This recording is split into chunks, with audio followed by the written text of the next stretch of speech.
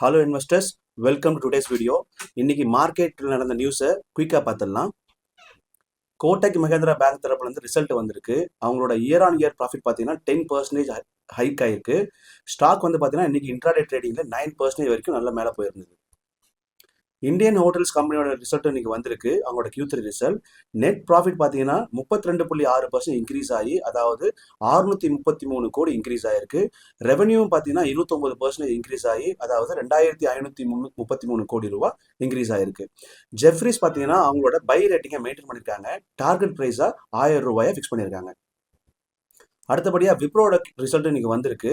ஆக்சுவலாக பார்த்தீங்கன்னா விப்ரோட நியூஸ் வந்து ரிசல்ட் பார்த்தீங்கன்னா எக்ஸ்பெக்டேஷனை பீட் பண்ணியிருக்குன்னு சொல்லலாம். குவார்டர் அண்ட் குவார்டரில் அவங்களுடைய ரிசல்ட் வந்து பார்த்தீங்கன்னா 4.5% இன்க்ரீஸ் ஆயிருக்குன்னு சொல்லியிருக்காங்க. கம்பெனி வந்து பார்த்தீங்கன்னா இன்டீரியம் டிவிடெண்ட் டிக்ளேர் பண்ணியிருக்காங்க. அதோட டிக்ளேர் என்னன்னு பார்த்து நியூஸில் பார்த்துருக்கேன். நான் இன்னும் அப்டேட் பண்ணலை. இன்னைக்கு விப்ரோ ஸ்டாக் பார்த்தீங்கன்னா இன்ட்ராடேல 8% வரைக்கும் ஹையில் போயிருந்தது. அடுத்ததாக டெக் மஹேந்திராவோட Q3 ரிசல்ட்டும் வந்திருக்கு. அவங்களோட நெட் ப்ராஃபிட் பார்த்தீங்கன்னா 92.6% வந்து இன்க்ரீஸ் ஆயிருக்கதா சொல்லியிருக்காங்க இயர் ஆன் இயரில் சொல்லும்போது. பட் இருந்தாலும் நிறைய அனலிஸ்ட் என்ன பண்ணுறாங்கன்னா அவங்களுடைய ஃபியூச்சர் ப்ராஸ்பெக்டை கன்சிடர் பண்ணி அவங்க வந்து ஒரு காஷன் தான் ரிமைண்ட் கொடுக்குறாங்க. அடுத்ததா யுனைடெட் பெவரேஜ் கம்பெனிலேருந்து ஒரு நியூஸ் இருக்கு. அவங்க வந்து பார்த்தீங்கன்னா தெலுங்கானாவில் பீர் சப்ளை வந்து மறுபடியும் ரெசியூம் பண்ணியிருக்கிறதா இன்ஃபர்மேஷன் கொடுத்துருக்காங்க. அது ஆல்ரெடி ஹோல்ட் ஆகிருந்தது. இதன் விளைவால் ஷேர் பார்த்தீங்கன்னா ஒரு 5% வந்து இன்ட்ராடேல ஜம்ப் ஆயிருந்தது. அடுத்ததா ஜியோ பேமெண்ட் சர்வீஸ் லிமிட்லேருந்து ஒரு நியூஸ் இருக்கு. அவங்களுக்கு வந்து பார்த்தீங்கன்னா இந்த ஆன்லைன் பேமெண்ட் அக்ரிகேட்டட் லைசன்ஸ் இருக்கு இல்லையா, அது வந்து கிடைச்சிருக்கதா சொல்லியிருக்காங்க. இவங்க வந்து பார்த்தீங்கன்னா இது வந்து ஜாயின்ட் வெஞ்சராக பண்ணுறாங்க. பிளாக் ராக் கூட ஜாயின்ட் வெஞ்சராக பண்ணுறாங்க. ப்ராசஸ் அண்டர் வேன்னு சொல்லியிருக்காங்க. அடுத்ததா அஷபோரா மைண்ட் ஷேம் ஷேர்ஸ் பார்த்தீங்கன்னா இன்னைக்கு வந்து 2.3% வந்து ஹைக் ஆயிருந்தது இன்ட்ராடேல.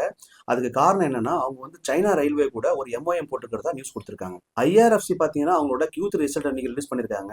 அவங்களோட ரிசல்ட் பார்த்தீங்கன்னா 1630 கோடி ரூபா ப்ராஃபிட் இன்க்ரீஸ் ஆயிருக்கிறதாவும், அதாவது 2% இயர் ஆன் இயர்ல இன்க்ரீஸ் ஆகிறதா சொல்லியிருக்காங்க. ரெவன்யூ ஃபிளாட்டா இருக்கிறதா சொல்லியிருக்காங்க. அவங்க ரெவன்யூ பார்த்தீங்கன்னா 6763 கோடி ரூபாயா வந்திருக்கு. ஃபிளாட்டா இருக்கிறதா சொல்லியிருக்காங்க. அடுத்தபடியா GMR ஏர்போர்ட் லிமிடெட்லேருந்து ஒரு நியூஸ் வந்திருக்கு. அவங்க என்ன சொல்லியிருக்காங்கன்னா கடந்த டிசம்பர் 2024 நம்ம பேசஞ்சர் டிராஃபிக் பார்த்தீங்கன்னா ஹையஸ்ட் எவர் இன்க்ரீஸ் ஆகிறதா சொல்லியிருக்காங்க. அதாவது 1.08 crore வந்து இன்க்ரீஸ் ஆகிறதா சொல்லியிருக்காங்க. இது வந்து பார்த்தீங்கன்னா இயர் ஆன் இயரை கம்பேர் பண்ணும்போது 9% இன்க்ரீஸ் ஆகிறதா சொல்லியிருக்காங்க. அது மட்டும் இல்லாமல் 7% வந்து பார்த்தீங்கன்னா ஏர்கிராஃப்டோட மூவ்மெண்ட்ல வந்து க்ரோத் இருக்கிறதா சொல்லியிருக்காங்க. அடுத்ததா TD பவர் சிஸ்டம் வந்து ஒரு நியூஸ் இருக்கு. அவங்களுக்கு கூடங்குளம் பிளான்ட்ல customise low speed induction motor supply பண்றதுக்கு நியூக்ளியர் பவர் கார்பரேஷன் ஆஃப் இந்தியால இருந்து ஒரு ஆர்டர் கிடைச்சதா சொல்லியிருக்காங்க. இந்த ஆர்டரோட ஒர்த்து பார்த்தீங்கன்னா மொத்தம் 57 கோடியா இருக்குன்னு சொல்லியிருக்காங்க. இவங்க வந்து பார்த்தீங்கன்னா இதோட டெலிவரி பார்த்தீங்கன்னா 2025-26 ஃபினான்ஷியல் இயர்லையும், அடுத்ததா 2026-27 ஃபினான்ஷியல் இயர்லையும் இதை வந்து டெலிவரி பண்ற மாதிரி ஷெடியூல் பண்ணியிருக்காங்களாம். அடுத்ததா KP எனர்ஜி லிமிடெட்லேருந்து ஒரு நியூஸ் இருக்கு. அவங்க பார்த்தீங்கன்னா குஜராத்தில் கிட்டத்தட்ட 252 மெகாவாட் விண்ட் பவர் ப்ராஜெக்டை வந்து சக்ஸஸ்ஃபுல்லாக கமிஷன் பண்ணியிருக்கதா சொல்லியிருக்காங்க. அது மட்டும் இல்லாமல் 6.3 மெகாவாட் பார்த்தீங்கன்னா அவங்க வந்து சித்பூர் சைட்டை வந்து கம்ப்ளீட் பண்ணிக்கிறதா சொல்லியிருக்காங்க. பட் இருந்தாலும் இன்னைக்கு ஸ்டாக் பார்த்தீங்கன்னா இன்ட்ராடேல 1.17% நெகட்டிவாக தான் ட்ரேட் ஆகிட்டு இருந்தது. அடுத்ததாக கேன்ஃபின் ஹோம்ஸ் லிமிடெடோட Q3 ரிசல்ட் வந்திருக்கு. அவங்களோட க்ரோத் பார்த்தீங்கன்னா இயர் ஆன் இயரில் 6% வந்து இன்க்ரீஸ் ஆயிருக்கிறதாவும், அதாவது நெட் ப்ராஃபிட் இன்க்ரீஸ் ஆயிருக்கிறதாவும், அந்த நெட் ப்ராஃபிட்டோட வேல்யூ பார்த்தீங்கன்னா 212 கோடியாக இருக்கிறதாவும் சொல்லியிருக்காங்க. இதனால் பார்த்தீங்கன்னா இன்ட்ராடேல இந்த ஸ்டாக் வந்து 3% வரைக்கும் மேலே இருந்தது. அது மட்டும் இல்லாமல் அவங்களுடைய நெட் சேல் வந்து பார்த்தீங்கன்னா 9.42% இன்க்ரீஸ் ஆயிருக்கிறதா சொல்லியிருக்காங்க இயர் ஆன் இயரில். டோட்டலாக பார்த்தீங்கன்னா அது 986 கோடியாகவும் இருக்கிறதா சொல்லியிருக்காங்க. பட் இருந்தாலும் என்ன பிரச்சனைனா அவங்களுடைய NPA வந்து பார்த்தீங்கன்னா கொஞ்சம் அதிகமாக இருக்கிறத சொல்லியிருக்காங்க. அடுத்ததா இண்டஸ் பேங்க்ல இருந்து ஒரு நியூஸ் வந்திருக்கு. அவரோட CFO இருக்காருங்களா, கோபிந்த் ஜெயின், அவர் வந்து ரிசைன் கொடுத்துருக்கிறதா நியூஸ் வந்திருக்கு. அவர் வந்து பார்த்தீங்கன்னா மேபி ஃபியூச்சர் ஆப்பர்ச்சுனிட்டியை வந்து பார்த்துட்டு அவர் ரிசைன் பண்ணியிருக்கிறதா சொல்லியிருக்காங்க. இதன் மூலியமா இண்டஸ் இந்தியா பேங்கோட ஷேர் பார்த்தீங்கன்னா இன்னைக்கு 2% வந்து நெகட்டிவ்ல ட்ரேட் ஆகிட்டு இருந்தது. அடுத்தபடியா ஹுண்டாய் மோட்டார் கம்பெனி தரப்புல இருந்து ஒரு நியூஸ் இருக்கு. அவங்க TVS மோட்டார் கூட ஒரு கொலாபரேஷன் ஜாயின் வெஞ்சரை போட்டிருக்காங்க. எலக்ட்ரிக் 3 வீலர்ஸும் மைக்ரோ 4 வீலர்ஸும் அவங்களுடைய அதை டெவலப் பண்ணுறதுக்காக இந்த கொலாபரேஷன் பண்ணியிருக்கிறதா நியூஸ் வந்திருக்கு. அடுத்ததா ஹிட்டாச்சி எனர்ஜி லிமிடெட் பார்த்தீங்கன்னா அவங்க வந்து ஃபண்ட் ரைஸ் பண்ண போகிறதா நியூஸ் கொடுத்துருக்காங்க. கிட்டத்தட்ட 4200 கோடி வந்து ரைஸ் பண்ண போகிறதாகவும், அது எப்படி ரைஸ் பண்ண போகிறாங்கன்னா வேரியஸ் செக்யூரிட்டிஸ் மூலியமாகவும் ஈக்விட்டி ஷேர்ஸ் மூலியமாகவும் ஃபண்ட் ரைஸ் பண்ண போகிறதா சொல்லியிருக்காங்க. அடுத்தபடியாக மிண்டா கார்பரேஷன் சைட்லேருந்து ஒரு நியூஸ் இருக்குது. மிண்டா கார்பரேஷன் என்ன பண்ணியிருக்காங்கன்னா ஃப்ளாஷ் எலக்ட்ரானிக்ஸ் பிரைவேட் லிமிடெடோட 49% ஆஃப் ஈக்விட்டி ஸ்டேக் வந்து அக்யூர் பண்ணியிருக்காங்க. இவங்க ஆல்ரெடி அவங்களோட ஸ்டேக்கை ஆல்ரெடி ஹோல்ட் பண்ணியிருக்காங்க. பட் இப்போ டோட்டலாக 49% ஸ்டேக் வந்து இவங்க ஹோல்ட் பண்ணியிருக்கிறதா சொல்லியிருக்காங்க.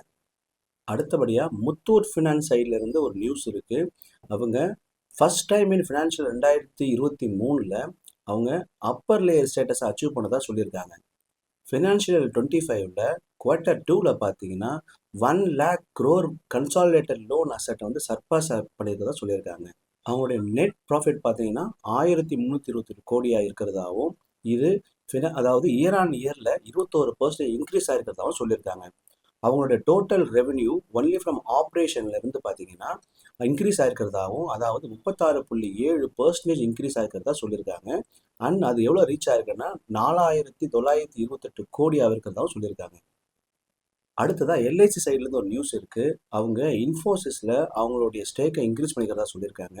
டோட்டலாக 9.531% ஸ்டேக்ஸ் ஹோல்ட் பண்ணுறதா சொல்லியிருக்காங்க. அடுத்ததாக மாருதி சுசுகி தரப்புலேருந்து ஒரு நியூஸ் இருக்குது. அவங்களுடைய டார்கெட் என்னென்னா, அதாவது இந்தியாவோட லார்ஜஸ்ட் எலக்ட்ரிக் கார் மேக்கராக 2026 ஆகிறதா அவங்க எய்மாக சொல்லியிருக்காங்க. அதுக்காக ஃபர்ஸ்ட் எஸ்யூவி எலக்ட்ரிக் காரை வந்து லான்ச் பண்ண போகிறதா சொல்லியிருக்காங்க. அடுத்ததாக பஜாஜ் ஃபினான்ஸ் தரப்புலேருந்து நியூஸ் இருக்குது. அவங்க வந்து பாரதி ஏர்டெல் கூட ஒரு பார்ட்னர்ஷிப் போட போகிறதா சொல்லியிருக்காங்க. அது எதுக்காகனா ஃபினான்ஷியல் சர்வீஸை வந்து கிரியேட் பண்ணுறதுக்காக, டிஜிட்டல் பிளாட்ஃபார்மை உருவாக்குறதுக்காக இந்த பார்ட்னர்ஷிப் சொல்லியிருக்காங்க. அடுத்ததாக ஜியோ ஃபினான்ஸ் சர்வீஸ்லேருந்து ஒரு நியூஸ் இருக்குது.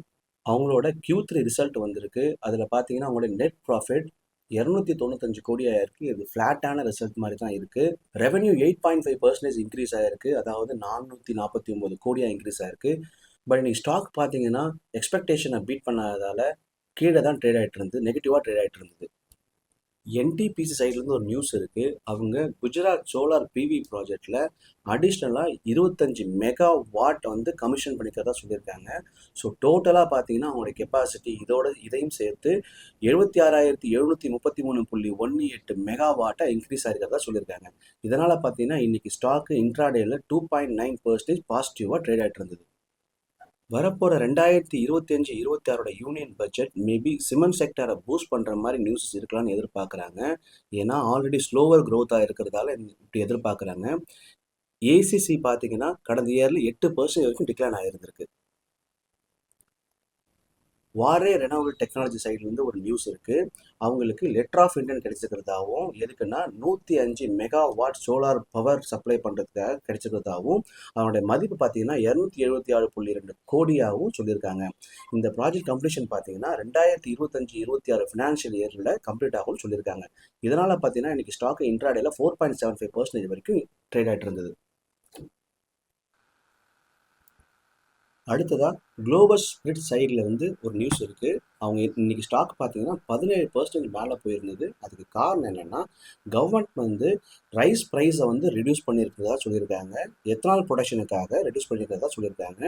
அதாவது எவ்வளோன்னா 28 ரூபாயிலேருந்து 22 ரூபா 50 பைசாவாக ஒரு கேஜிக்கு ரைஸோட ப்ரைஸை ரெடியூஸ் பண்ணியிருக்கிறதா சொல்லியிருக்காங்க. இன்ஃபோசிஸ் சைட்லேருந்து ஒரு நியூஸ் இருக்குது. அவங்க 2 ஃபேஸாக வந்து சேலரி வந்து இன்க்ரீஸ் பண்ணுறதா சொல்லியிருக்காங்க. அவங்க எம்ப்ளாயிக்கு 6லேருந்து 8% வந்து சேலரி ஹைக் இருக்குமா. அதாவது ஜனவரி மாதம் அண்ட் ஏப்ரல் மாதம் 2025 இந்த ஹைக் இருக்கிறதா சொல்லியிருக்காங்க. அதுக்கு காரணம் என்னென்னா Q3ல நல்ல ஸ்ட்ராங் ரிசல்ட்டை வந்திருக்கிறதா சொல்லியிருக்காங்க. கேஆர் சோக்ஸே வந்து பார்த்தீங்கன்னா ஆக்சிஸ் பேங்கோட டார்கெட் ப்ரைஸ் வந்து ரிவைஸ் பண்ணியிருக்காங்க. அவங்க டார்கெட் ப்ரைஸாக 1283 ரூபா ஃபிக்ஸ் பண்ணியிருக்காங்க. பை காலை மெயின்டைன் பண்ணிக்கிறதா சொல்லியிருக்காங்க. ஐஆர்எஃப்சியோட Q3 ரிசல்ட் வந்திருக்கு. அவங்களோட நெட் ப்ராஃபிட் 1630 கோடியாக இருக்கிறதா சொல்லியிருக்காங்க. அதாவது 2% இயர் ஆன் இயரில் இன்க்ரீஸ் ஆகிருக்கிறதா சொல்லியிருக்காங்க. ரெவென்யூ ஃப்ளாட்டாக இருக்கிறதாவும் கொடுத்துருக்காங்க. அதாவது 6763 கோடியாக இருக்கிறதா சொல்லியிருக்காங்க. அடுத்ததாக ஜியோ ஃபினான்ஸ் சர்வீஸோட ஸ்டாக் பார்த்தீங்கன்னா இன்றைக்கி வந்து இறக்கத்தில் இருந்தது. அதுக்கு காரணம் என்னென்னா அவங்களோட Q3 ரிசல்ட் வந்திருக்கு. அந்த ரிசல்ட் பார்த்தீங்கன்னா ஃப்ளாட்டாக இருந்ததால் இன்றைக்கி ஸ்டாக் வந்து டவுனில் இருந்திருக்கு. இன்றைக்கி பார்த்தீங்கன்னா 277.2 ரூபாய் ட்ரேட் ஆகிட்டு இருந்தது. அதாவது 0.066% வந்து டவுனில் ட்ரேட் ஆகிட்டு இருந்தது பிஎஸ்சியில். அடுத்ததாக நுவாமா இன்ஸ்டிடியூஷனல் ஈக்விட்டிஸ் பார்த்தீங்கன்னா கோட்டக் மஹிந்திரா பேங்க்குக்கு பை ரேட்டிங்கை இன்க்ரீஸ் பண்ணியிருக்காங்க. அதாவது டார்கெட் ப்ரைஸாக 26% இன்க்ரீஸ் பண்ணி சொல்லியிருக்காங்க. ப்ரைஸ் என்ன 2040 ரூபாயா ப்ரைஸ் சொல்லியிருக்காங்க. அடுத்ததாக பிஎஸ்சி லிமிடெட் தரப்புலேருந்து ஒரு நியூஸ் இருக்குது. அவங்க February 6 போர்டு மீட்டிங் கண்டக்ட் பண்ண போகிறதா சொல்லியிருக்காங்க. அந்த மீட்டிங்கில் குவார்டர் ரிசல்ட் அப்ரூவ் பண்ண போகிறதா சொல்லியிருக்காங்க. December 2024 quarter.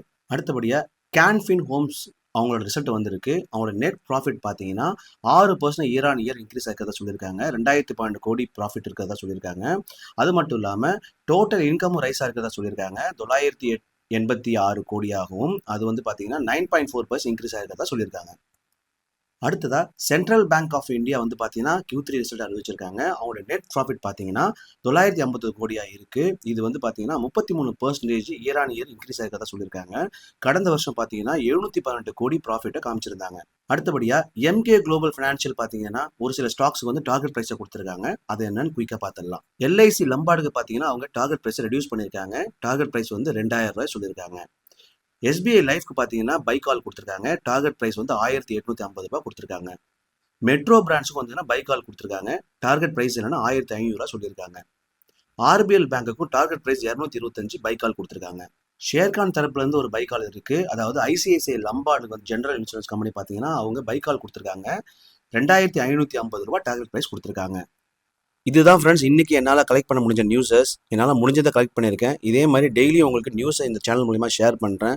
நியூஸ் வந்து ஏன் ஷேர் பண்ணுறேன்னா, நீங்கள் எப்பயுமே ஸ்டாக் மார்க்கெட்டை பற்றி நீங்கள் புதுசாக தெரிஞ்சுக்கிட்டாலும் இல்லை ஆல்ரெடி ஸ்டாக் மார்க்கெட் இன்வெஸ்ட் பண்ணியிருந்தாலும் டெய்லி அப்டேட் நியூஸும் உங்களுக்கு கண்டிப்பாக தேவைப்படும். என் சேனல் மட்டும் இல்லை, மற்ற யூடியூப் சேனல்லேருந்து நீங்கள் எப்பயுமே நியூஸை கலெக்ட் பண்ணி வைங்க.